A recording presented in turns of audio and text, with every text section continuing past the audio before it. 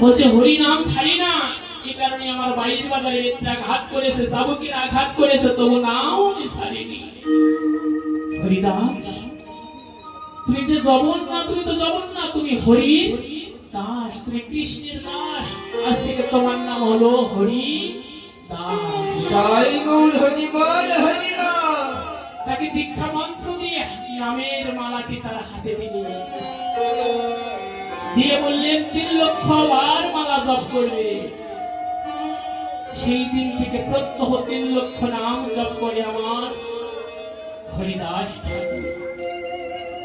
রামবাজারে গিয়ে লক্ষ্য হীরাকে পাঠিয়ে দেওয়া হলো, তার জপের যজ্ঞ শেষ করে দাও, তিনি হরি নাম থেকে যেন ছিন্ন হয়ে যায়। তার যে অনেক ভক্ত হয়ে যাচ্ছে, আমি রাজা, আমার যে সুপারিশ থাকিচ্ছে না। লক্ষ্য হীরা এসে বলছে, সাধু তোমায় আমি কিছু বলতে চাই।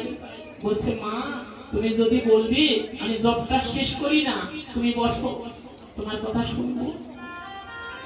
লক্ষ্য হীরা বেশ্যাবৃত্তি যিনি করতেন, আজকে হরি নামের সেই ভক্ত হরিদাসের কাছে এসে জপমালার কণ্ঠে কৃষ্ণ কৃষ্ণ কৃষ্ণ নাম যেই না জপ করতে লাগলেন, নববিধা ভক্তির মধ্যে বললেন শ্রবণম। নববিধা ভক্তির মধ্যে প্রধান ভক্তি শ্রবণম, শ্রবণ মানে শোনা। হরিদাস গাইতো, হরে কৃষ্ণ কৃষ্ণ কৃষ্ণ হরে হরে, হরে রাম রাম রাম হরে হরে।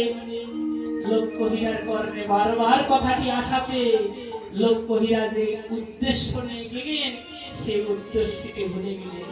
বলে গিয়ে বলছে, ঠাকুর তব চরণে আমি শরণ নিলাম, দাও না আমায় জপের মালা, আমি হরি নাম জপ করি।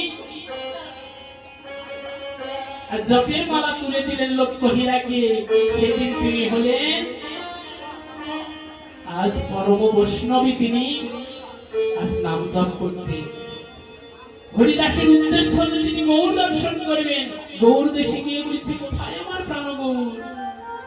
দেখছে মন্দিরের মাঝে গৌর নিত্যানন্দ অদ্বৈত গদাধর শিবাসাদি সহ আমার নৃত্য করছে।